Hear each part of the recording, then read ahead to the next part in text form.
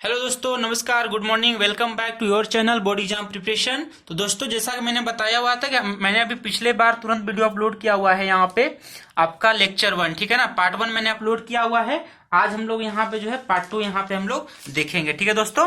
तो हम लोग यहाँ पे पार्ट 2 में हम लोग देखेंगे सवाल नंबर 21 से, ठीक है ना। सवाल नंबर आपका 20 तक मैंने पार्ट 1 में कवर किया हुआ है। तो जो दोस्त यहाँ पे 21 नंबर से देख रहे हैं, मैं उनको सजेस्ट करूंगा कि आप सबसे पहले 1 से 20 तक सवाल को वहां पे देख लीजिए, जो कि चैनल में अपलोडेड है, ठीक है दोस्तों।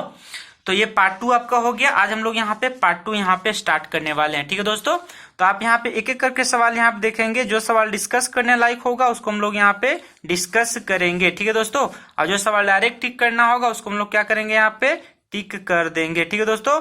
और जो दोस्त मेरे वीडियो पे चैनल पे नए मतलब यहाँ पे जो है नई बार आए हैं, मतलब पहली बार आए हैं, ठीक है ना, उसको यहाँ पे मैं यहाँ पे उनको बता देता हूँ कि मेरा जो वीडियो का हैंडल है, चैनल का हैंडल है, वो है आपका @DK Singh 2022 और चैनल का नाम है बोर्ड एग्जाम प्रिपरेशन, ठीक है दोस्तों। बोर्ड एग्जाम प्रिपरेशन चैनल का नाम है।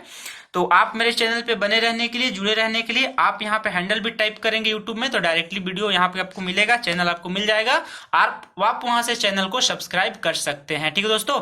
तो चलिए हम लोग बिना किसी विलंब किए हुए यहाँ पे हम लोग तैयारी में लग जाते हैं। तो आप देखिए, पार्ट 2 में मैंने बोला था आपसे कि पार्ट 1 के बाद मैं तुरंत पार्ट 2 लाऊंगा। तो देखिए, मैं आपके साथ हाजिर हो गया हूँ पार्ट 2 के साथ। आप पार्ट 2 हम लोग यहाँ पे हल करेंगे। देखिए 21 नंबर, देखिए यहाँ पे सवाल आज हम लोग 21 से स्टार्ट करेंगे। तो मूल बिंदु से 3, 4 की दूरी ज्ञात करना है। तो मूल बिंदु से दूरी निकालने के लिए हम लोग के पास फॉर्मूला क्या होता है दोस्तों, होता है हमारे पास x² प्लस y²। x कितना दिया है 3, तो लिखेंगे 3 का स्क्वायर। y कितना दिया है 4, तो लिखेंगे 4 का स्क्वायर। 3 का स्क्वायर कितना हो जाएगा दोस्तों, 9 हो जाएगा, तो लिखेंगे 9। 4 का स्क्वायर 16, 16 9 कितना होता है 25, यानी आंसर कितना आ गया 5। तो आंसर हो गया सी नंबर, ठीक है दोस्तों। चलिए हम लोग बढ़ते हैं यहाँ पे। बिंदुओं को मिलाने वाले रेखाखंड का मध्य बिंदु ज्ञात करना है, ठीक है ना। हमें 22 नंबर में क्या करना है, मध्य बिंदु ज्ञात करना है।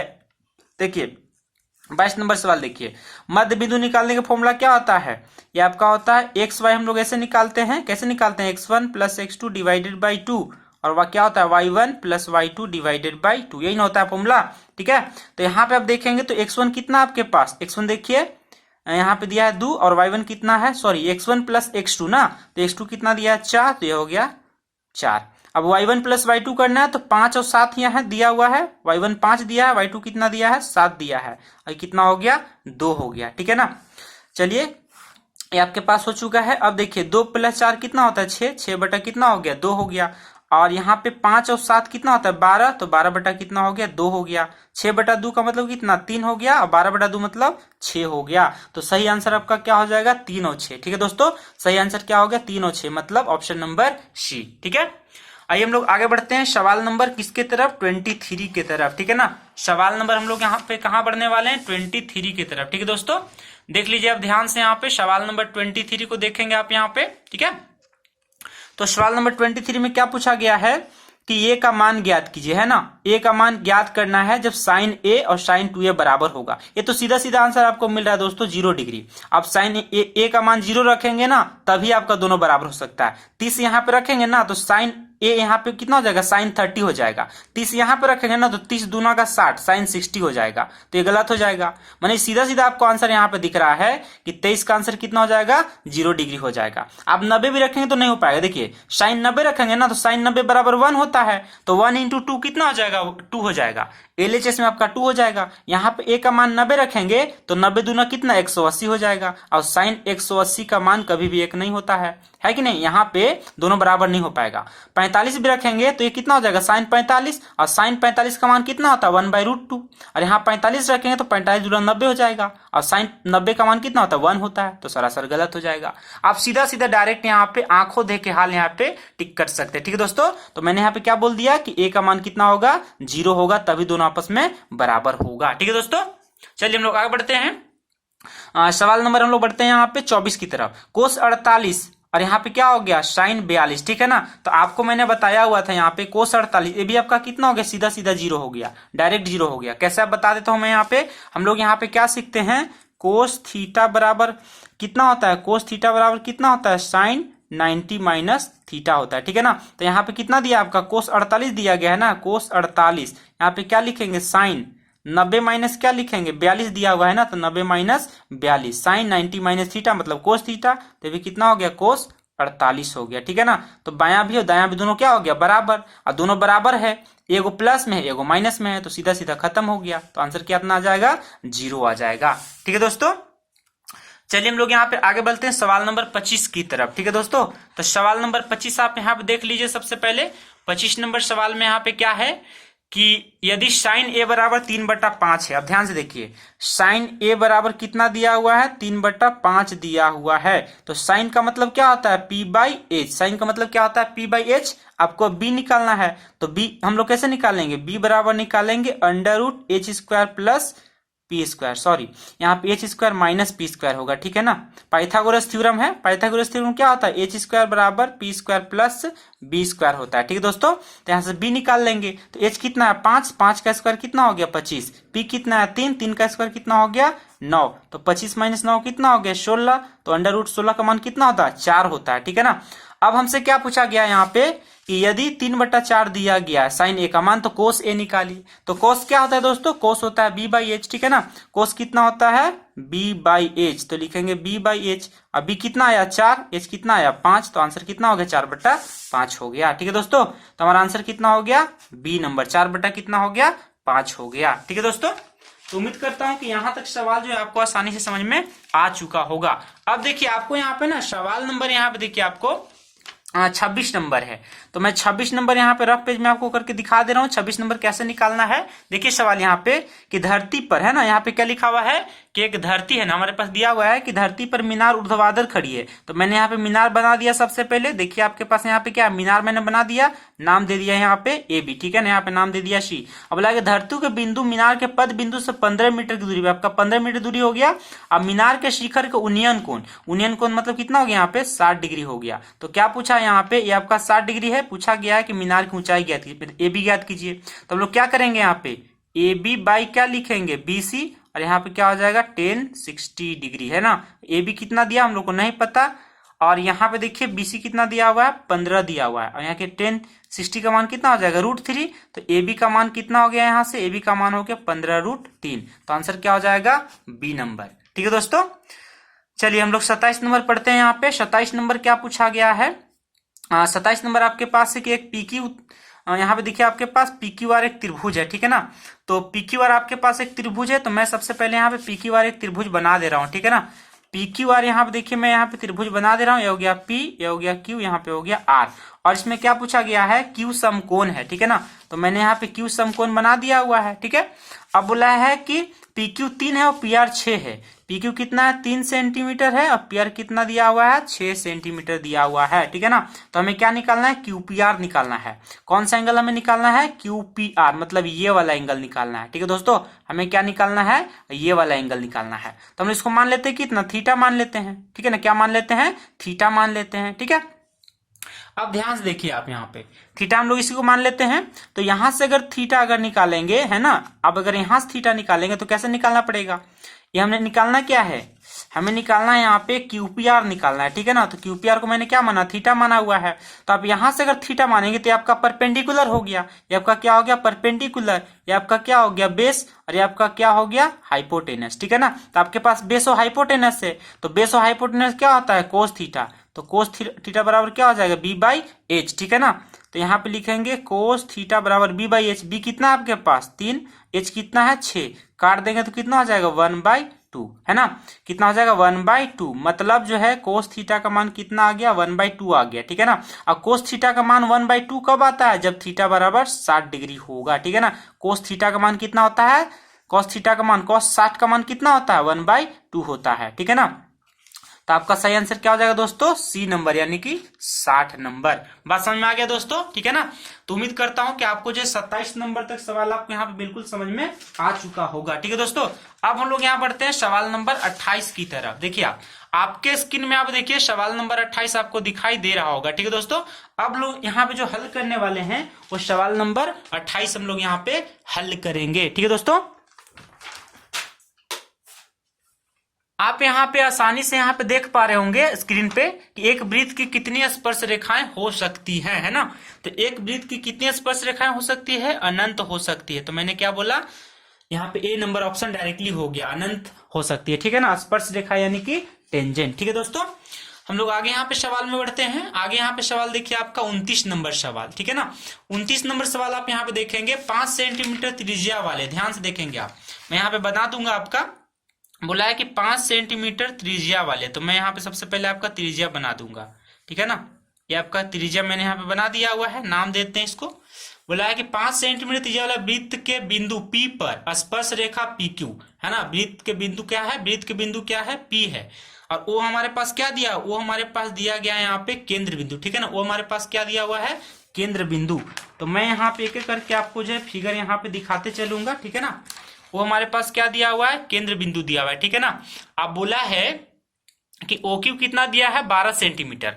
OQ कितना दिया हुआ है आपका, 12 सेंटीमीटर, ठीक है ना। तो मैंने यहाँ पे बना दिया, यहाँ पे ध्यान से देखेंगे OQ कितना दिया है आपका, 12 सेंटीमीटर।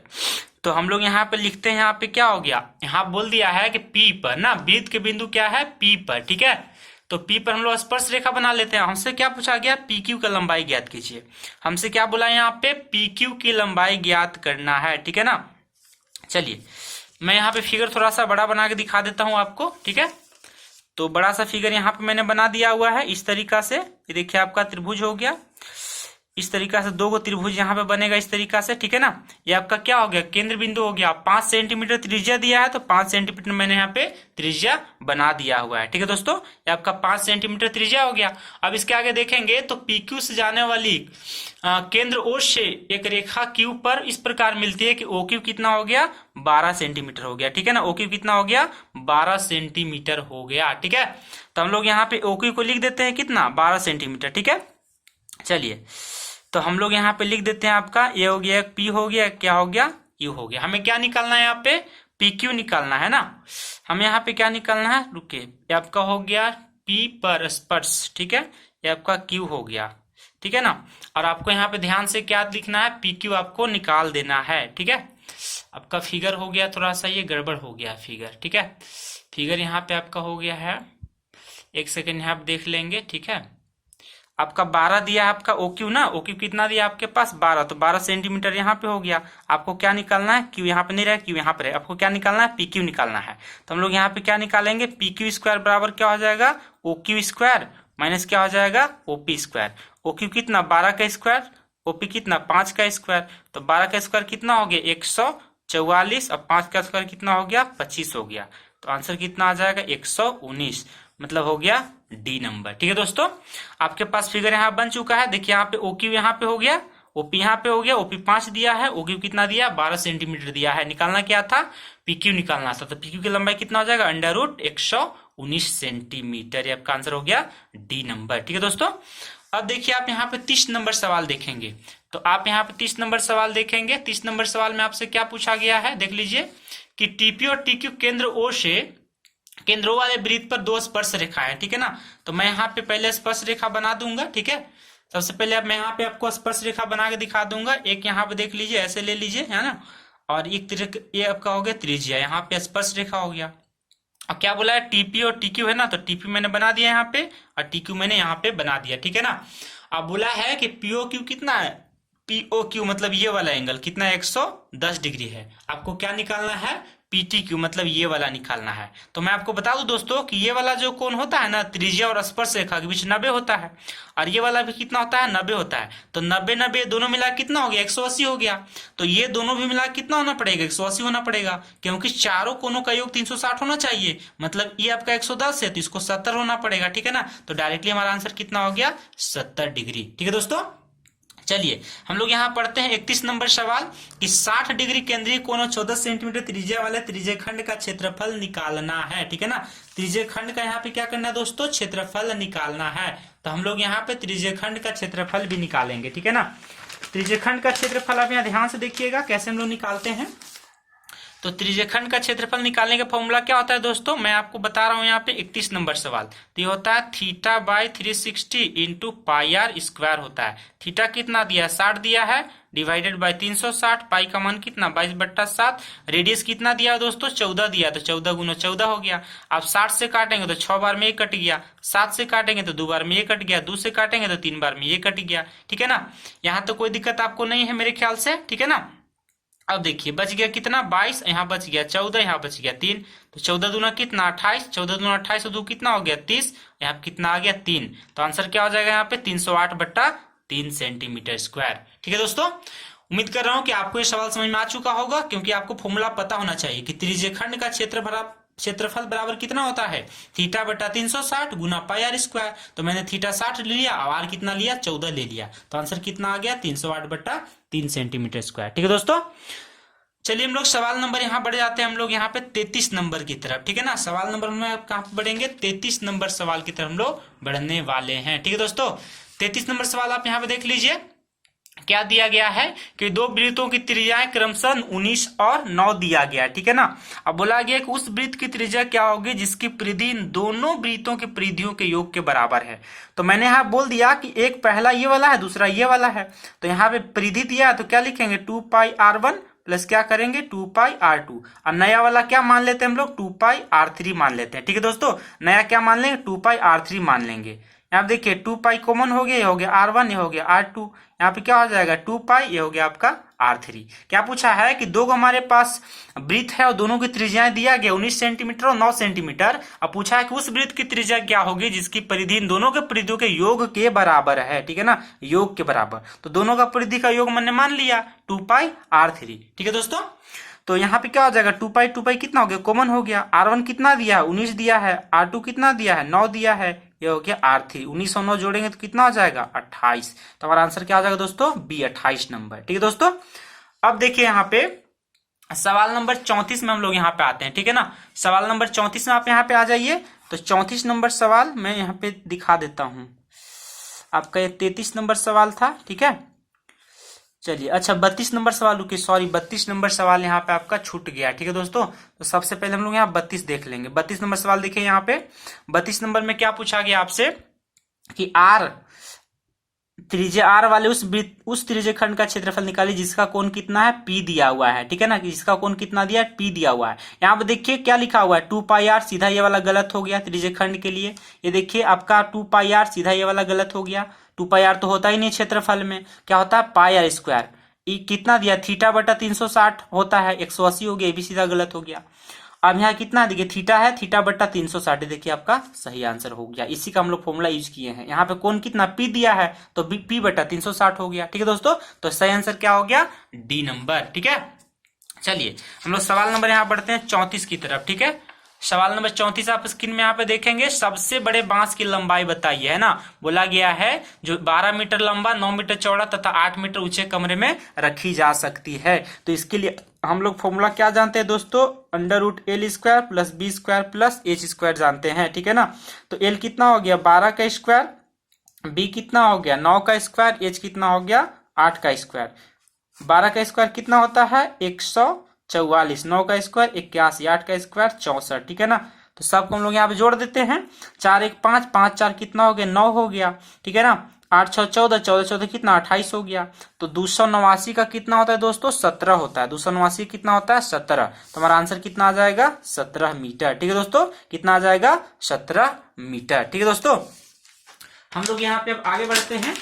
तो आगे मैं आपको दिखा देता हूँ आगे हम लोग किस तरीका से बढ़ते हैं सवाल नंबर 35 की तरफ। ठीक है दोस्तों, तो सवाल नंबर 35 यहाँ पे देख लीजिए, ये आपका शंकु वाला सवाल दिया गया है। तो हम लोग शंकु यहाँ पे सबसे पहले बना लेते हैं। और शंकु में क्या होता है तिर्यक ऊंचाई, ये होता है ऊंचाई, ये होता है त्रिज्या, ये होता है 90 डिग्री। ठीक है दोस्तों, और हम लोग क्या जानते हैं कि L² बराबर क्या होता है H² + R² होता है। ठीक है दोस्तों, तो यहाँ बोला गया है कि शंकु की ऊंचाई 12 सेंटीमीटर है, तो हम लोग रख देते हैं यहाँ पे 12 का स्क्वायर। फिर बोला इसके आधार का व्यास जो है 10 सेंटीमीटर, व्यास 10 होगा, व्यास अगर 10 होगा तो त्रिज्या आधा होता है मतलब 5 होता है, तो क्या करेंगे 5 का स्क्वायर। तो 12 का स्क्वायर कितना 144, 5 का स्क्वायर कितना हो जाएगा 25, जोड़ देंगे तो कितना हो जाएगा 169। तो L² का वैल्यू कितना होगी 69, तो L का वैल्यू कितना हो जाएगा √169, मतलब कितना आ जाएगा 13 सेंटीमीटर। कितना आ जाएगा दोस्तों 13 सेंटीमीटर। तो आंसर हो गया ए नंबर। ठीक है ना, आंसर क्या हो गया ए नंबर। ठीक है दोस्तों, चलिए हम लोग सवाल नंबर बढ़ते हैं 36 की तरफ। ठीक है, सवाल नंबर 36 आप यहाँ पे ध्यान से देखेंगे, ठीक है। सवाल नंबर 36 में आपसे पूछा गया है कि मॉडल बनाने वाली मिट्टी से, है ना, मॉडल बनाने वाली मिट्टी से ऊंचाई 24 सेंटीमीटर है, आधार का त्रिज्या 6 सेंटीमीटर, एक शंकु बनाया गया है। क्या बनाया गया दोस्तों? एक शंकु बनाया गया है, और एक बच्चे ने इससे गोले के आकार में बदल दिया, तो गोले का त्रिज्या क्या होगा? देखिए आप ध्यान से यहाँ पे समझिए, ये आपका आयतन परिवर्तन वाला हो गया, आयतन स्थानांतरण वाला सवाल हो गया, ठीक है दोस्तों। तो आयतन स्थानांतरण में हम लोग यहाँ पे ध्यान से देखेंगे तो क्या होगा, यहाँ पे पहले क्या था, ये पहले हमारे पास क्या था, ये एक शंकु था, ठीक है ना। पहले क्या था? शंकु था, बाद में गोला बना दिया गया। तो शंकु का आयतन क्या होता है? 1/3, मैं आपको बता रहा हूं यहाँ पे 36 नंबर सवाल, ठीक है ना। 1/3 पाई आर स्क्वायर एच होता है, और आपका आयतन जो होता है गोले का, क्योंकि गोले के आकार में बदल दिया गया है ना, पहले शंकु था अब गोला हो गया, तो क्या हो जाएगा यहाँ पे पाई 4/3 पाई आर क्यूब हो जाएगा। तो आयतन तो दोनों को बराबर ही रहेगा, तो आयतन बराबर हम लोग कर देंगे, 3 से 3 कट गया, पाई से पाई कट गया, यहाँ पे क्या हो गया आर स्क्वायर। और आर कितना दिया दोस्तों? 6 दिया हुआ है, तो 6 गुना 6 हो गया। ऊंचाई कितना दिया है? 24 दिया, तो 24 रखेंगे, ठीक है ना। यहाँ पे देखिए आपका आर क्यूब निकालना है, तो हम लोग आर क्यूब यहाँ पे निकाल देंगे, ठीक है। अब यहाँ पे ध्यान से देखिए आप, हम लोग यहाँ पे क्या करने वाले हैं, हमारे पास ऊंचाई दिया हुआ है 24, त्रिज्या कितना 6 दिया हुआ था, ठीक है ना। अब हम लोग यहाँ पे क्या किए, इसको गोले का त्रिज्या निकालना है ना, तो हम लोग यहाँ पे गोले का त्रिज्या हम लोग निकाल लेंगे। ध्यान से देख लीजिए, तो यहाँ पे क्या बचा हुआ है? गुना में 4 बचा हुआ है, पाई तो कट गया, पाई आपका कटा हुआ है, 4 बचा हुआ है, तो यहाँ से क्या हो गया 6, ये हो गया 6, ये कितना हो गया 24, ये कितना हो गया 4, ये कितना हो गया आर क्यूब। 4 से काटेंगे ना तो 6 बार में हो गया। देखिए 6 गुना 6 बराबर कितना हो गया? आर क्यूब हो गया। तो आर का मान कितना आ जाएगा? आर का मान आ गया 6। तो आर का मान कितना आ गया दोस्तों? 6 आ गया। तो आंसर कहां पे आएगा? आंसर हो गया आपका सी नंबर, ठीक है दोस्तों। आंसर क्या हो गया? सी नंबर, ठीक है दोस्तों। अब देखिए एक डायरेक्ट सवाल आपके पास है कि निम्नलिखित में से कौन सा संबंध सही है, तो हमारा आंसर क्या हो जाएगा? बी नंबर, ठीक है दोस्तों। आंसर क्या हो जाएगा? B number. बी नंबर हमारा बिल्कुल सही जवाब है, ठीक है ना। 3 गुना माध्यक बराबर बहुलक प्लस 2 गुना माध्य, यही सही होता है। आप देखिए 38 नंबर सवाल आप यहाँ पे देख लीजिए। 38 नंबर सवाल क्या है दोस्तों? ये भी डायरेक्ट है आपके पास। एक परिभाषा समझ लीजिए यहाँ पे कि वर्ग अंतराल एवं संचयी बारंबारता। वर्ग अंतराल को हम लोग क्या बोलते हैं दोस्तों? सीआई बोलते हैं, ठीक है ना, क्लास इंटरवल। और संचयी बारंबारता क्या बोलते हैं तो सीएफ बोलते हैं, ठीक है ना। क्या बोलेंगे? सीएफ बोलेंगे, क्यूमुलेटिव फ्रीक्वेंसी, ठीक है दोस्तों। तो इनके बीच खींचे गए आलेख को हम लोग क्या बोलते हैं तो त्वरण बोलते हैं। क्या बोलते हैं दोस्तों? त्वरण बोलते हैं, ठीक है दोस्तों। चलिए उम्मीद है आपको ये बात भी समझ में आ गया।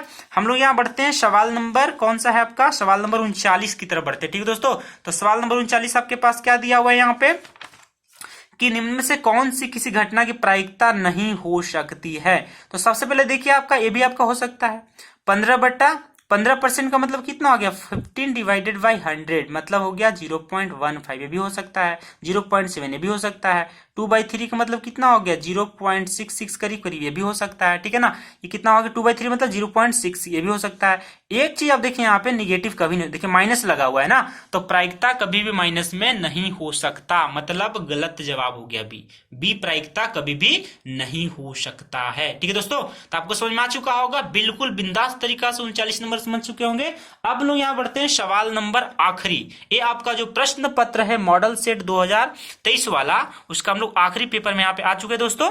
हम लोग यहाँ पे देख लेते हैं कि प्रायिकता ना, प्रोबेबिलिटी ऑफ ई का मतलब इवेंट, मतलब किसी भी घटना का प्रायिकता 0 पॉइंट कितना है? 0.5 दिया हुआ है, तो घटना नहीं होने की प्रायिकता क्या होगी? तो हम लोग जानते हैं दोस्तों, एक आपके पास फॉर्मूला है यहाँ पे कि पीई, सॉरी यहाँ पे प्लस हो जाएगा, जोड़ होगा, बराबर नहीं लिखेंगे, पीई और यहाँ पे क्या हो जाएगा पीई नॉट, दोनों का कितना होता है? 1 होता है। तो एक आपका 0 पॉइंट कितना दिया हुआ है? 5 दिया हुआ है, एक आपका कितना 0.5, तो दूसरा कितना होगा 0.95, तब ना दोनों मिलाकर 1 होगा। आपको सीधा क्या करना है? 1 में से माइनस करना है। जो भी यहाँ पे प्रायिकता दिया रहेगा ना, उसको आपको 1 में से माइनस करना है। तो 1 में से माइनस करेंगे तो कितना आंसर आ जाएगा? 0.95 हो जाएगा। यदि किसी घटना का प्रायिकता 0.05 है तो उसका प्रायिकता नहीं होगा कितना का? 0.95 का। तो सही आंसर क्या होगा दोस्तों? 0.95, ठीक है दोस्तों। तो चलिए मेरे दोस्तों, उम्मीद करता हूं कि आपका तैयारी जो है बहुत ही बढ़िया, शानदार, जबरदस्त चल रहा होगा।